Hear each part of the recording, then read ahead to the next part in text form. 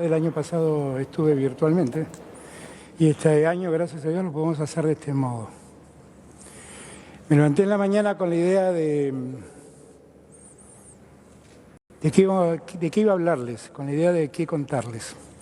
Y francamente preferí ordenar mis ideas en un discurso que escribí, terminé de escribir y vengo acá sin repaso del discurso, pero tratando de ordenar un poco el sentido de lo que quiero transmitirles. Miren, Argentina, nuestro país, está saliendo de un momento único, absolutamente único. El mundo todo se vio enfrentado a una pandemia que arrasó economías, arrasó empresas, arrasó puestos de trabajo, pero lo que es peor es que acabó con millones de vidas. El vértigo con el que enfrentamos ese tiempo no nos ha permitido reflexionar sobre lo vivido y sobre lo que somos. Fuimos combatientes contra un virus de una letalidad enorme que se propagó por el mundo a una velocidad inusitada. Hoy, después de muchos cuidados y después de ser inmunizadas por vacunas que la ciencia desarrolló en tiempo récord, somos sobrevivientes. Somos aquellos a los que la muerte no logró atraparnos. Semejante privilegio que Dios nos ha dado nos exige reflexionar ya no sobre lo ocurrido. Nos impone el deber moral y ético de poner manos a la obra para construir una sociedad nueva, donde el desarrollo sea constante, donde los desequilibrios estructurales desaparezcan y donde la justicia social deje de ser una consigna y empiece a convertirse en una realidad. Convencido de que todos los que estamos aquí somos actores de este presente, creo oportuno convocarlos a unir esfuerzos en la construcción de esa nueva sociedad. Soy el presidente de todos los argentinos y de todas las argentinas. Trabajo cada día para la unidad del pueblo. Sé muy bien que desde hace muchos años somos una sociedad con bandos en pugna, tirando cada uno de una punta de la soga.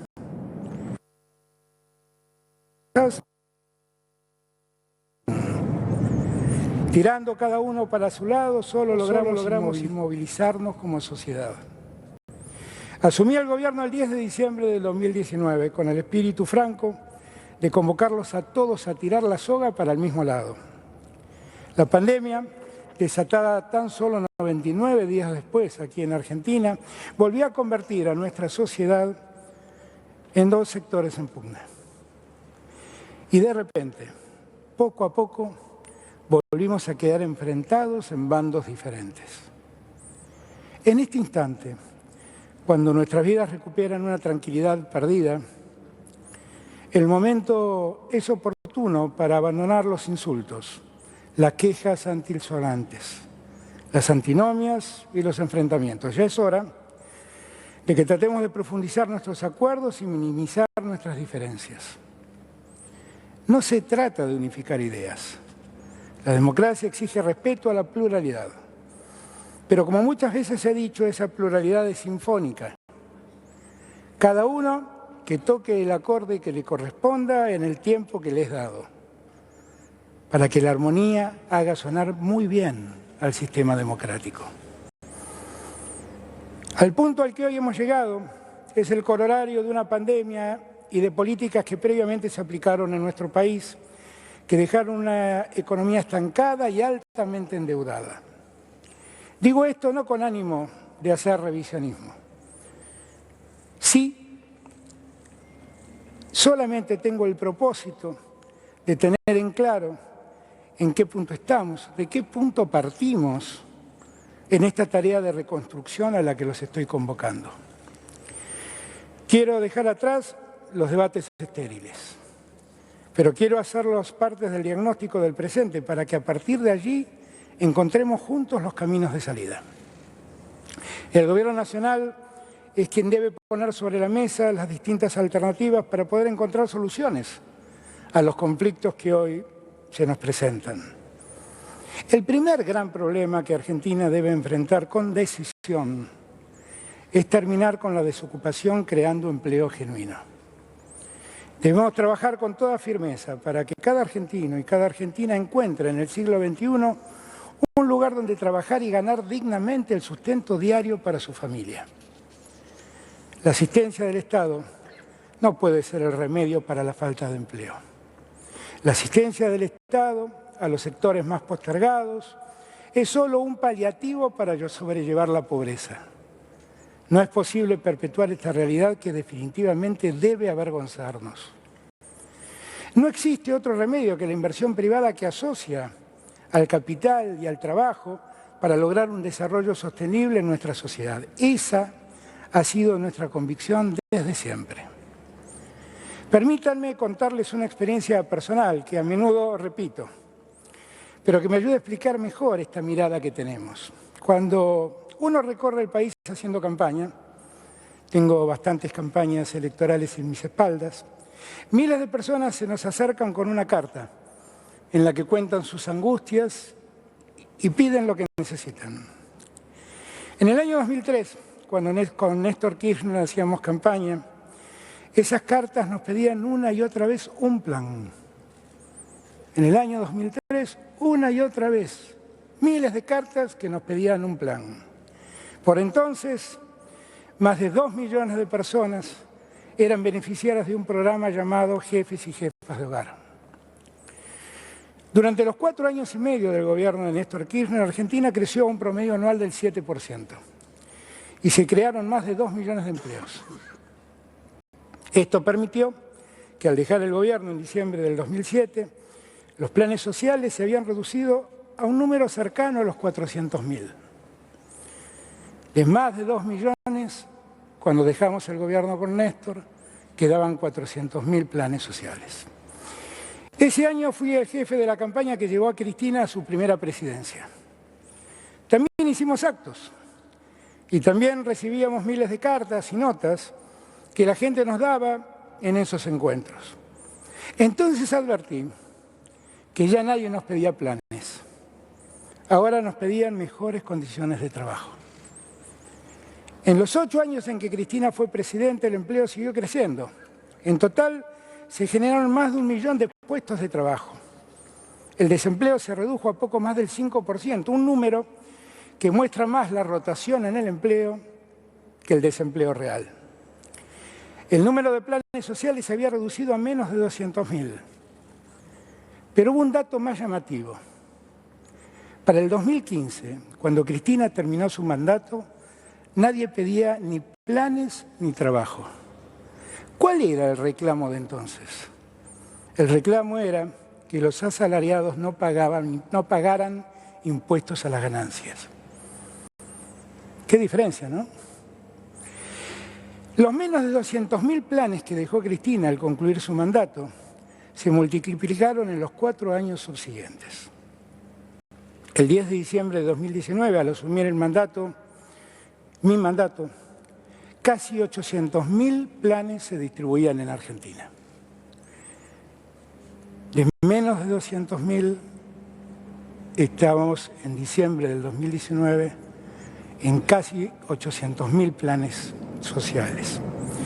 La apertura indiscriminada de las importaciones, la caída sostenida del consumo y el cierre de 23.000 pequeñas y medianas empresas aparejaron un incremento preocupante de la desocupación y de la pobreza. Quiero decir con esto que si algo caracterizó al espacio político que hoy gobierna la Argentina es la promoción de la inversión empresaria y la creación del empleo. Con ese mismo espíritu actuamos hoy.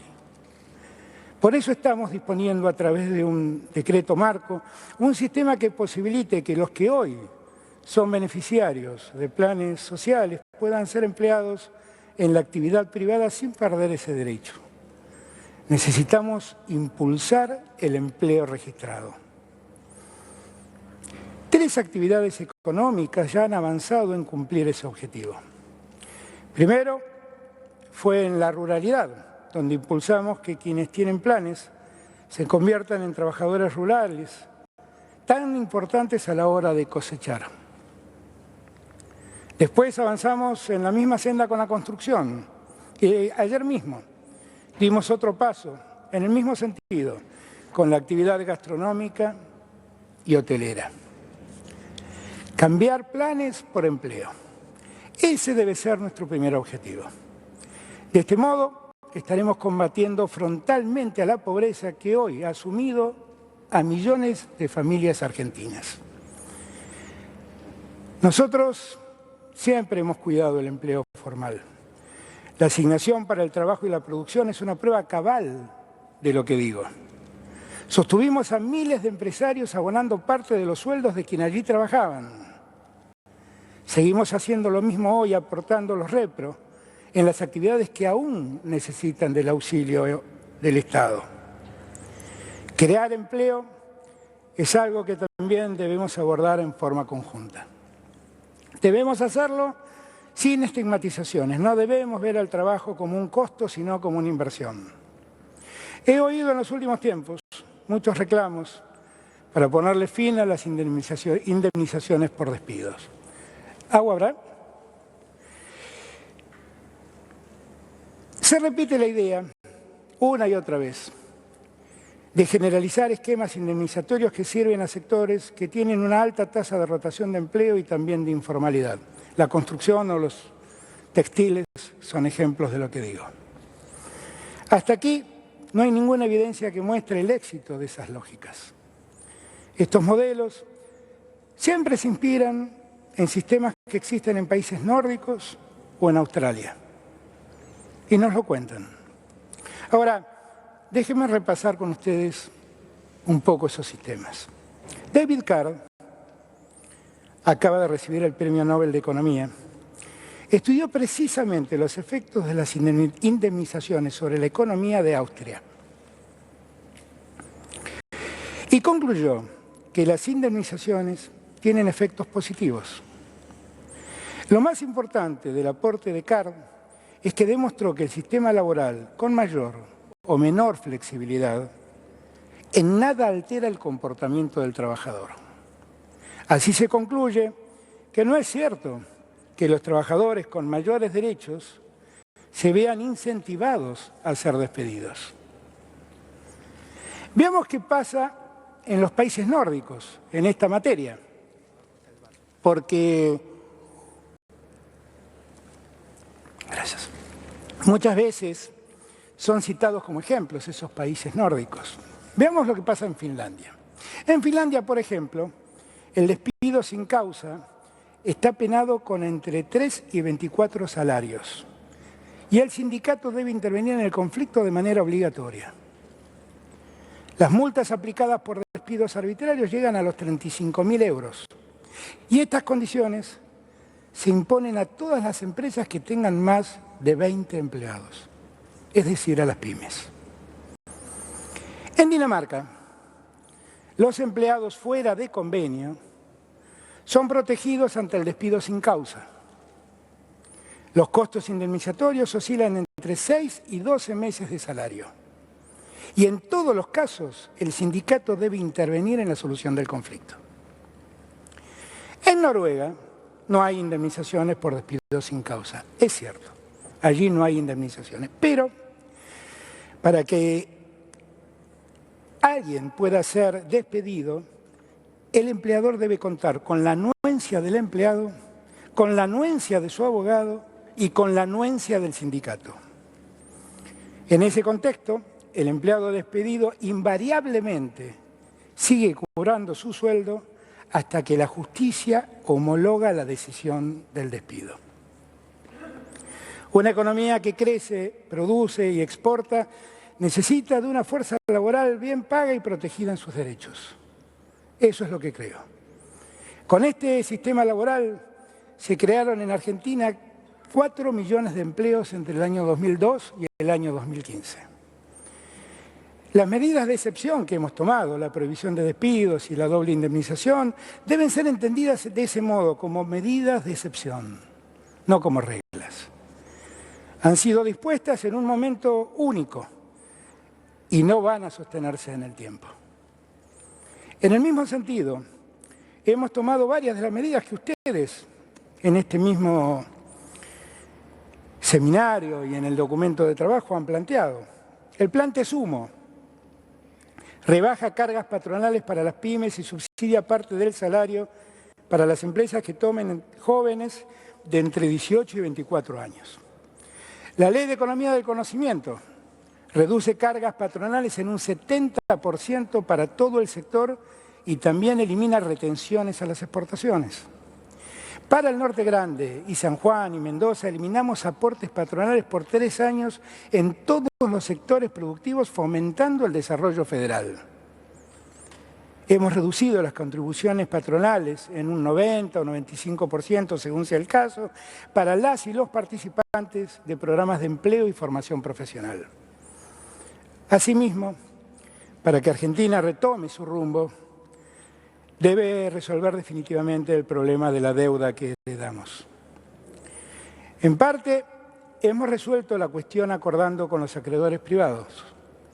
Hemos preservado que el acuerdo no postergue a los más necesitados y le permita a Argentina poder recuperarse.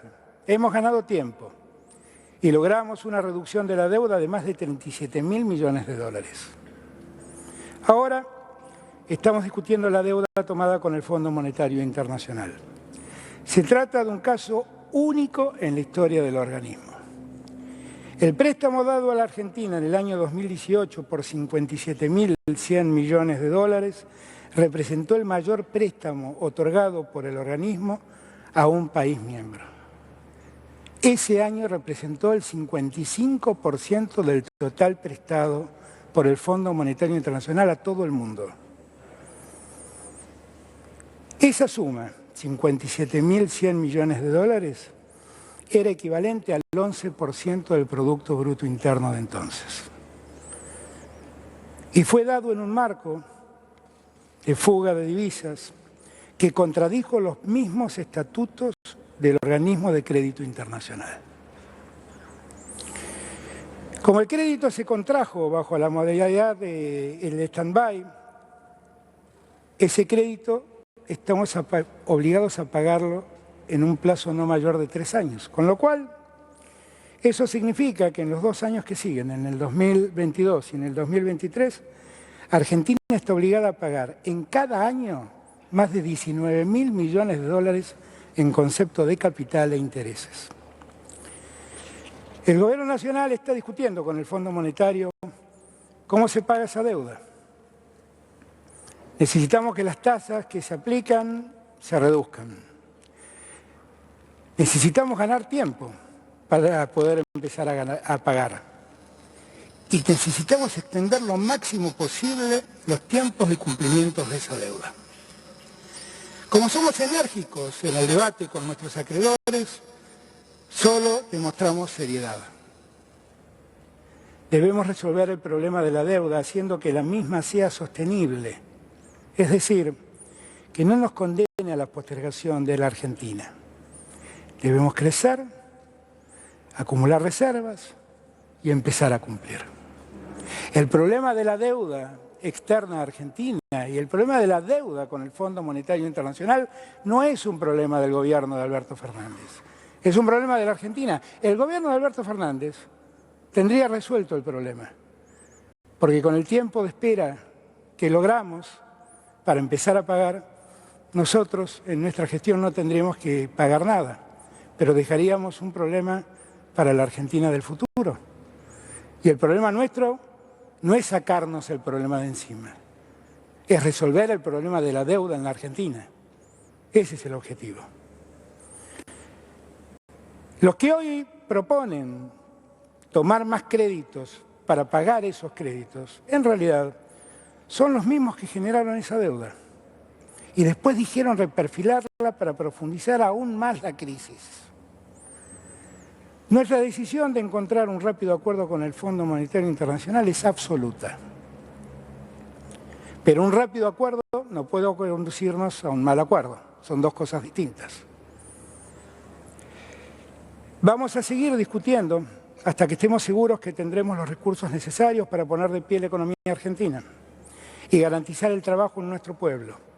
Solo a partir de allí comenzaremos a hacer frente a las obligaciones que hemos heredado. El crecimiento también nos enfrenta a una triste puja distributiva. Recomponer el salario real es una obligación que tenemos como sociedad. El ingreso de los trabajadores registra a partir del año 2016 una caída en el salario real que supera el 20%. Esta es una tarea que debemos imponernos cumplir. Los empresarios deben hacer su aporte. Hemos visto que en septiembre y en lo que va de octubre, el precio de los artículos de la canasta familiar se han incrementado de manera incomprensible. Debemos encontrar el punto de equilibrio para que esa suba de los precios cese. Queremos hacerlo de acuerdo con los industriales y las cadenas de comercialización. Pero todos deben saber que seremos inflexibles en esta materia. El pueblo argentino no puede ser víctima de la especulación y la ambición de algunos. Una sociedad donde unos pocos ganan y millones pierden no se parece a una sociedad, se parece más a una estafa.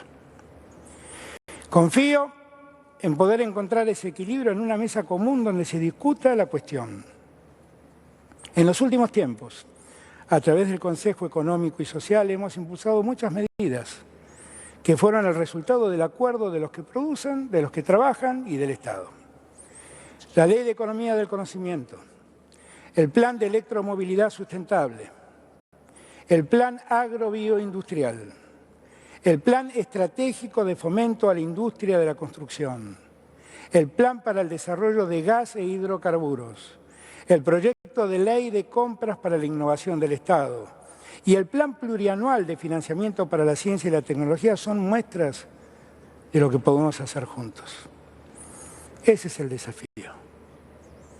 Recuperar la educación, recuperar la ciencia y la tecnología, poner a la Argentina y a su economía en pleno movimiento, hacer crecer nuestra economía, dar trabajo. Esa es nuestra obligación. Argentina necesita de empresarios que sean los primeros trabajadores. Debemos escucharnos, debemos debatir, encontrar acuerdos. Debemos entender que estamos todos en un mismo barco. La pandemia ya nos enseñó que nadie se salva solo. Necesitamos de esos empresarios, emprendedores, trabajadores, sin lobbies y con creatividad, sin especulación y con producción, sin codicia y con solidaridad.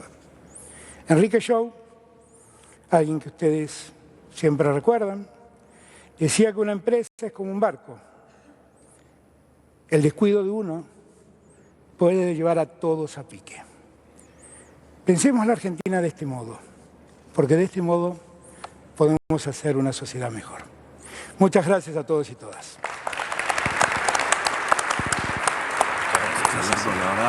Muchas gracias. Muchísimas gracias. Muchas gracias. Muy bien. Agradecemos al presidente y despedimos. Bien, casi 20 minutos más o menos, ¿no? Más o menos, sí. Un poquito más. Aprox. Habló mucho de economía, obviamente. Hizo hincapié mucho en lo que de alguna manera insiste la oposición con dejar de pagar o dejar de indemnizar para aquellos empresarios o no pagar doble indemnización a aquellos empresarios porque dicen que eso genera que no haya nuevos puestos de trabajo. Fue duro y dio datos de otros países. Sí, fue duro. Es uno de los temas que le plantearon los empresarios cuando estuvieron esta semana en la Casa Rosada. No solo hubo tirón de orejas por ese tema, digamos, por la doble indemnización que están reclamando los empresarios, sino también por la cuestión de los precios. Básicamente planteó, acá tiene que haber un acuerdo. ¿Por qué? Porque el gobierno le está planteando congelar los precios de los alimentos por 90 días. Hay empresarios, obviamente, que se oponen a esta medida, están esperando una respuesta y si no, ya el gobierno advirtió a través del nuevo secretario de Comercio que va a imponer la ley. ¿Esto qué es? La ley de abastecimiento, es decir, que el que no cumpla con esta decisión de congelar los precios va a ser sancionado. Esta es una ley de la época de la dictadura y que fue luego refrendada por el gobierno de Cristina Fernández de Kirchner, si no mal no recuerdo, en 2014, digamos. Por ahí leí que Rucaf salió a pegarle ¿A a Feletti a esta ley.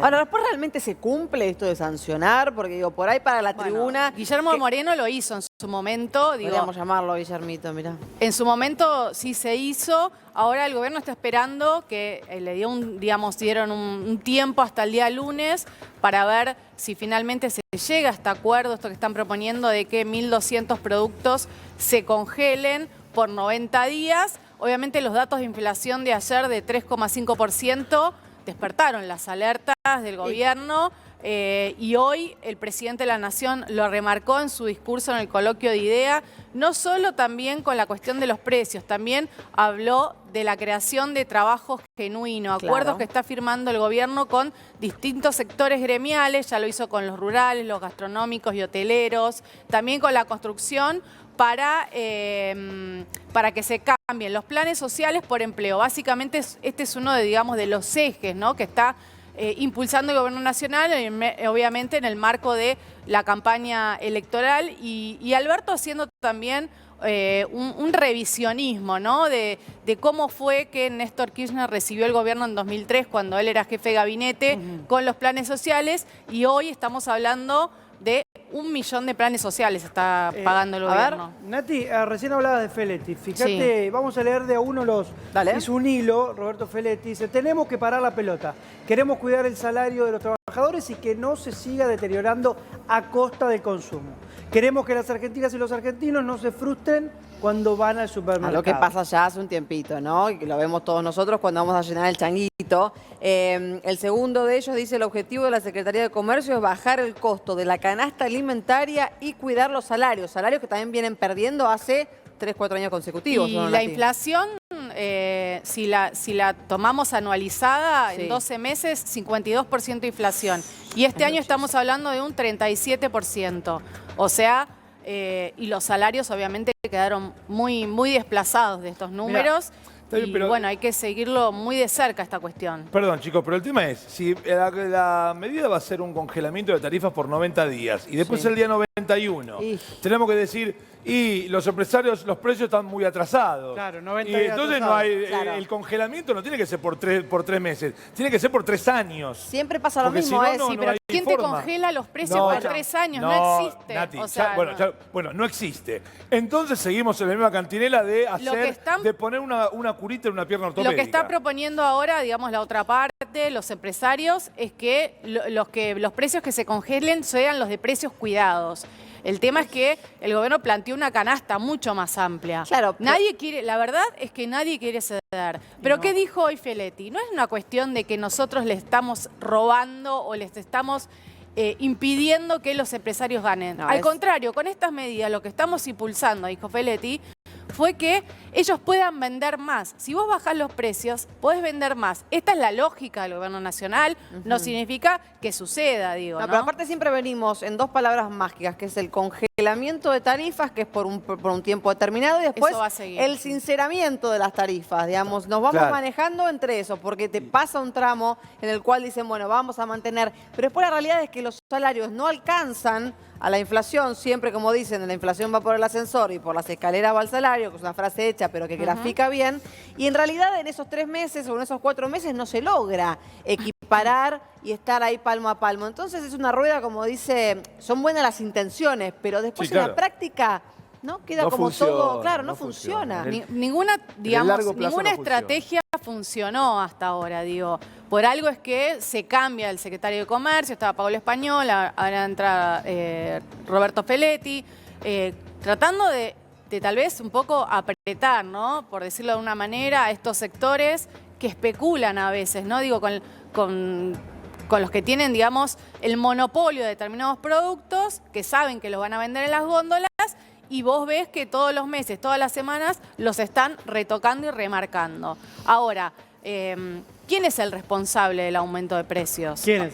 ¿El que no sabe cómo llevar adelante las políticas para frenarlo o los empresarios que, digamos, no ven la realidad del país. Porque la realidad del país, hoy que estamos en un 52% de inflación, estamos en un 40 y pico % de pobreza, o sea, Nati, estamos hablando de una situación grave económica. recién dijiste hasta ahora nada funcionó. Yo digo, habría que probar dejar de emitir, achicar el gasto, ¿no? Que no haya déficit fiscal y capaz que las cosas se solucionan de otra manera. Digo, los precios se acomodan solos. Me parece, buscar otra fórmula. Lo que está planteando Alberto Fernández en este discurso ante los empresarios, bueno, vos estás emitiendo dinero, ¿no? Claro. Por ejemplo, ¿para qué? Para pagar los planes sociales. Hay 1 millón de planes sociales. Un poquito de agua como Alberto. Sí, ¿no? como Alberto. Bueno, hoy a Alberto se lo veía, ¿no? En un tono más pausado, tranquilo, porque estaba leyendo. No es habitual que Alberto Fernández lea un discurso a todo esto, ¿no? No. No es habitual que lea, ¿eh? No me parece mal tampoco igual eso No, de me que parece lean, bien porque sigue, digamos, una línea, había un eje, digamos, dividió su discurso. Primero habló de la confrontación con la oposición, dijo, bueno, hay que terminar esta confrontación, hay que sentarse a discutir. Después, por el otro lado, les pegó, ¿no? Porque, digo, cuando salió a decir, esta es la deuda que nos dejó Mauricio Macri, este gobierno, si es necesario, no lo va a pagar, lo va a pagar el que viene. Y esta no es una deuda de un gobierno, es una deuda de todos los argentinos, básicamente. Pero bueno, esto de también, ¿no? Cambiar los planes sociales por trabajo genuino. Es uno de los